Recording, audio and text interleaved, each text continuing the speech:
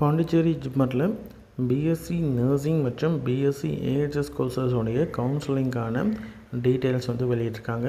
Detail information brochure மற்றும் ஒவ்வொரு category wise இருக்கக்கூடிய எலிஜிபிலிட்டி லிஸ்ட்டு லாஸ்ட் வீடியோவை பொறுத்த வரைக்கும் நம்ம வந்து ஓவரால் ப்ரொவிஷனல் மெரிட் லிஸ்ட் வந்து அனௌன்ஸ் பண்ணியிருக்காங்க அப்படின்ற டீட்டெயிலையும், அதில் யாருக்கெல்லாம் சீட்டு கிடைக்கிறதுக்கான வாய்ப்பு இருக்குது, எந்த ரேஞ்சில் இருந்தால் வரலாம் அப்படின்றத டீட்டெயிலாக வந்து டிஸ்கஸ் பண்ணியிருந்தோம். ஓவரால் மெரிட் லிஸ்ட்டு அதே மாதிரி இன்ஃபர்மேஷன் ப்ரௌச்சரில் என்னென்ன போட்டிருக்காங்க, கவுன்சிலிங் வந்து எப்படி நடக்கும், என்னென்னக்கு என்னென்ன ப்ராசஸ் அப்படின்றதையும் டீட்டெயிலாக வந்து செப்பரேட் வீடியோ வந்து அப்லோட் பண்ணியிருக்கேன். அதை நீங்கள் பார்த்தீங்கனாலே உங்களுக்கு வந்து கவுன்சிலிங்க்கு யார் யார் என்னென்னக்கு போகணும், என்றைக்கு எந்த டைமுக்கு நீங்கள் எந்த இடத்துக்கு போனால் உங்களுக்கு வந்து என்ன ப்ரொசீஜர் நடக்கும் அப்படின்றதையும் டீட்டெயிலாக வந்து டிஸ்கஸ் பண்ணியிருந்தேன். இதில் வந்து சில கேண்டிடேட்ஸ் வந்து என்னுடைய பேர் வந்து வரல, லிஸ்ட்டில் இல்லை, அதே மாதிரி லிஸ்ட்டில் வந்து எப்படி செக் பண்ணுறது அப்படின்றதில் கேட்டிருந்தீங்க. அதை பற்றி நம்ம வந்து டீட்டெயிலாக டவுட்ஸ் எல்லாத்தையும் இந்த வீடியோவில் கிளாரிஃபை பண்ணலாம். ஃபஸ்ட்டு இந்த ஓவரால் மெரிட் லிஸ்ட் இருக்கு இல்லையா, இதுதான் வந்து இருக்கக்கூடிய டோட்டல் கேண்டிடேட்ஸ் யாரெல்லாம் அப்ளை பண்ணியிருந்தாங்களோ அவங்களுடைய லிஸ்ட்டு 3037 கேண்டிடேட்ஸோடைய லிஸ்ட்டு வந்து அதில் இருக்கும். சரிங்களா, இந்த லிஸ்ட்டையே நீங்கள் எடுத்துட்டிங்கனாலே போதும். சரிங்களா, அதுலேயே எல்லாமே இருக்கும், எல்லாரோடைய டீட்டெயில்ஸும் அதில் இருக்கும். இதில் இருக்கக்கூடிய லிஸ்ட்டை தான் வந்து ப்ரொவிஷனல் ரேங்க் லிஸ்ட்டாக வந்து தனித்தனியாக வெளியிட்டிருப்பாங்க. யூஆருக்கு, ஓபிசி, இடபிள்யூஎஸ், எஸ்சி, எஸ்டி. சரிங்களா, இதில் வந்து பாண்டிச்சேரி எஸ்டியில் கேண்டிடேட்ஸ் கிடையாது. ஓகேங்களா, அடுத்தது பியூஆர், பிஓபிசி, பிஇடபிள்யூஎஸ், பிஎஸ்சி, பிடபிள்யூடி.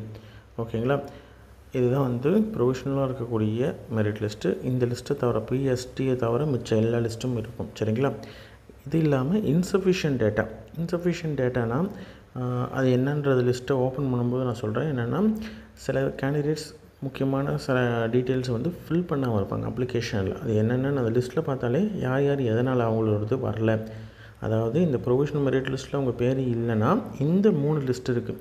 சரிங்களா, insufficient data, ineligible list, multiple entries. ஓகேங்களா, அந்த லிஸ்ட்டை பார்க்கணும். முக்கியமாக மல்டிபிள் என்ட்ரிஸ் இருக்கக்கூடிய கேண்டிடேட்ஸ் வந்து கண்டிப்பாக வந்து ப்ரொவிஷனல் மெரிட் லிஸ்ட்லேயும் கண்டிப்பாக இருக்கும். ஓகேங்களா, கரெக்டாக ஒரு அப்ளிகேஷனாவது கரெக்டாக நீங்கள் போட்டிருந்தீங்கன்னா கண்டிப்பாக ஒரு அப்ளிகேஷனாவது ஓவரால் மெரிட் லிஸ்ட்டில் இருக்கும். சரிங்களா, இப்போ இன்சஃபிஷியன்ட் டேட்டாவில் என்ன இருக்குதுன்னு பார்க்க, இதுதான் வந்து இன்சஃபிஷியன்ட் டேட்டா லிஸ்ட்டு. இதில் டோட்டலாக வந்து 8 பேர் இருக்காங்க, 8 கேண்டிடேட்ஸ் இருக்காங்க. இந்த 8 கேண்டிடேட்ஸை பொறுத்த வரைக்கும் பார்த்திங்கன்னா நீட் அப்ளிகேஷன் இருக்குது. ஓகேங்களா, ஃபுல் அண்ட் ஃபுல் வந்து நீட் ஸ்கோரோட நம்பரு, ஆல் இண்டியா கவுன்சிலிங்கோடைய டீட்டெயில்ஸு, புதுச்சேரி டொமைன்ஸா இல்லையா, கேட்டகரி வைஸ் என்ன டீட்டெயில்ஸு எல்லாமே இருக்குது, டேட்டா பற்றி எல்லாமே இருக்குது. ஆனால் எதையாவது ஒரு டீட்டெயில்ஸ், அதாவது ஸ்கோர் கார்டு அப்லோட் பண்ணாமல் இருந்திருக்கலாம். சரிங்களா, அல்லது வந்து வேறு ஏதாவது டீட்டெயில்ஸை வந்து அப்லோட் பண்ணாமல், அதாவது டீட்டெயில்ஸ் வந்து கொடுக்காமல் இருந்திருக்கலாம். கேட்டகரி வைஸ் இருக்கக்கூடிய கேட்டகரி சர்டிஃபிகேட் அப்லோட் பண்ணாமல் இருந்திருக்கலாம். ஏதாவது ஒரு டீட்டெயில்ஸ் வந்து கொடுக்காமல் இருந்ததுனால இன்சஃபிஷியன்ட் டேட்டா அப்படின்ல இந்த லிஸ்ட்டில் இருப்பாங்க. அதாவது மெயின் லிஸ்ட்டில் இல்லை, இந்த லிஸ்ட்டில் இருக்கிறாங்க அப்படின்ற மாதிரி தான் அவங்களுக்கு செப்பரேட்டாக நோட் கொடுத்துருக்காங்க. அவங்க வந்து அப்லோடு டேட்டாவோ ஃபைலோ வந்து ப்ரிஸ்கிரிப்டிவ் ஃபார்மேட்டில் இல்லை, அதனால் அவங்க வந்து அலோவ் பண்ணுவாங்க. இந்த 8 பேரும் சர்டிஃபிகேட் வெரிஃபிகேஷனுக்கு அலோடு தான். சரிங்களா, சர்டிஃபிகேட் வெரிஃபிகேஷனுக்கு அலோவ் பண்ணுவாங்க. ஒரிஜினல் சர்டிஃபிகேட்ஸை கண்டிப்பாக நீங்கள் எடுத்துகிட்டு வரணும். கவுன்சிலிங் அன்றைக்கி 28/10/2025 காலைல 8 மணிலேருந்து 9 மணி வரைக்கும் இந்த கேண்டிடேட்ஸ் வந்து கவுன்சிலிங்க்கு போயிட்டு சர்டிஃபிகேட் வெரிஃபிகேஷனுக்கு நீங்கள் போய்ட்டு அட்டென்ட் பண்ணணும். நீங்கள் சர்டிஃபிகேட்ஸ் எல்லாமே ப்ராப்பராக கரெக்டாக இருக்குது அப்படின்ற மாதிரி தான் உங்களை இன்க்ளூட் பண்ணிடுவாங்க. சரிங்களா, லிஸ்ட்டில் இன்க்ளூட் பண்ணிடுவாங்க. இதுதான் வந்து இன்சஃபிஷியன்ட் டேட்டா கேண்டிடேட்ஸோடைய டீட்டெயில்ஸு.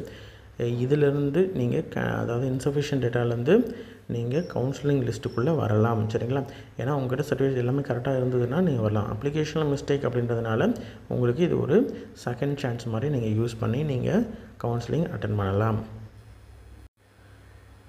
ஆனால் இன்எலிஜிபிள் லிஸ்ட் இருக்காங்க இல்லையா, இந்த கேண்டிடேட்ஸ் சர்டிஃபிகேட் வெரிஃபிகேஷனுக்கு வந்தாலுமே அவங்க நாட் அலோடு. இதில் டோட்டலாக பார்த்திங்கன்னா 20 கேண்டிடேட்ஸ் இருக்காங்க. இவங்க கவுன்சிலிங்க்கு பெர்மிட் பண்ண மாட்டாங்க, நாட் அலோடு. சரிங்களா, அவங்க அதே மாதிரி சர்டிஃபிகேட் வெரிஃபிகேஷன், டாக்குமெண்ட் வெரிஃபிகேஷனுக்கும் ரிப்போர்ட் பண்ண தேவையில்லை, அவங்க வந்து ரிப்போர்ட் பண்ண தேவையில்லை அப்படின்றதையும் சொல்லியிருக்காங்க. டோட்டலாக வந்து 20 கேண்டிடேட்ஸ் இருக்காங்க. ஃபஸ்ட்டு பார்த்தீங்கன்னா இந்த ஃபஸ்ட்டு கேண்டிடேட் இன்எலிஜிபிள். ஜிப்மர் அப்ளிகேஷன்லேயும் நீட் யூஜியும் நீட் யூஜியில் வந்து இன்எலிஜிபிள். சரிங்களா, அவங்க ஸ்கோர் இல்லாமல் இருக்கலாம். அதே மாதிரி நீட் யூஜி க்ரைட்டீரியாவில் ineligible. NEET score card upload பண்ணாமல் இருக்காங்க, அதனால் இன்எலிஜிபிள். மேக்ஸிமம் வந்து நிறைய கேண்டிடேட்ஸ் வந்து நீட்டு அந்த மினிமம் மார்க் வந்து எடுக்காமல் இருக்கிறாங்க அப்படின்றதையும் டீட்டெயிலாக கொடுத்துருக்காங்க. இதெல்லாம் வந்து சொல்லியிருக்கிறது. இந்த மாதிரி இருக்கக்கூடிய கேண்டிடேட்ஸ் வந்து இன்கம்ப்ளீட்டாக இருக்குது, சப்மிட் பண்ணல அப்ளிகேஷனை அப்படின்ற மாதிரி இருந்தாலும் அவங்களும் நாட் எலிஜிபிள். சரிங்களா,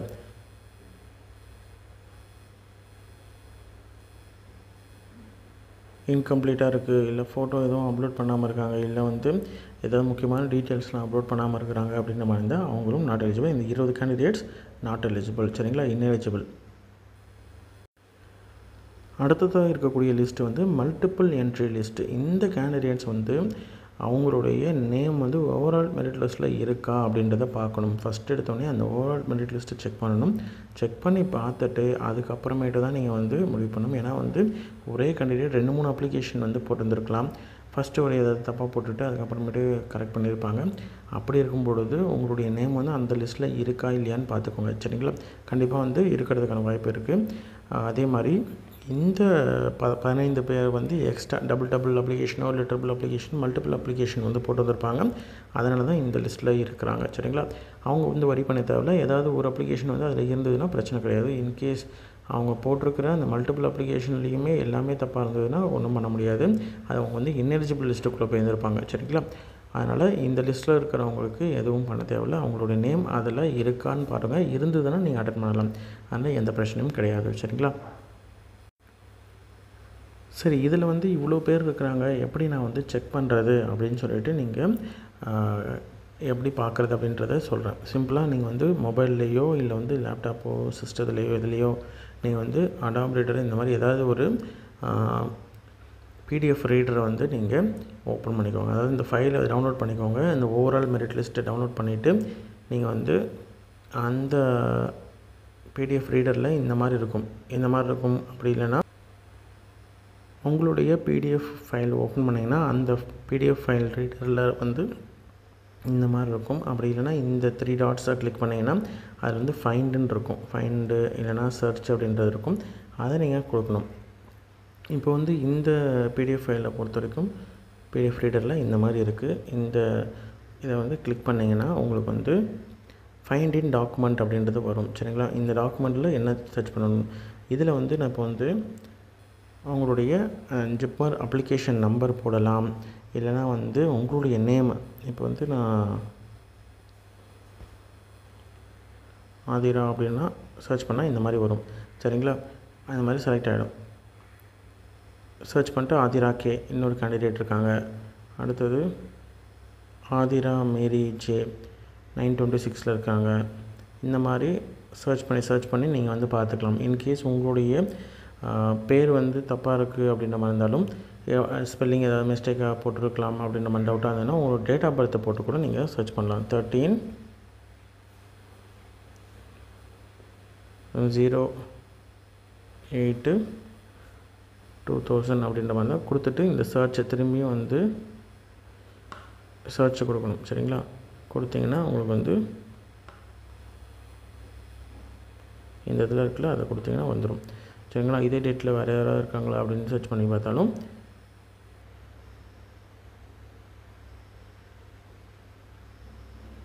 லோட் ஆகிட்டு வரும். சரிங்களா, ஃபுல் பிடிஎஃப்பையும் நம்ம வந்து சர்ச் பண்ணிவிட்டு வரும். சரிங்களா, திவ்ய பாரதி அப்படின்றது இருக்காங்க கேண்டிடேட் ஒருத்தவங்க.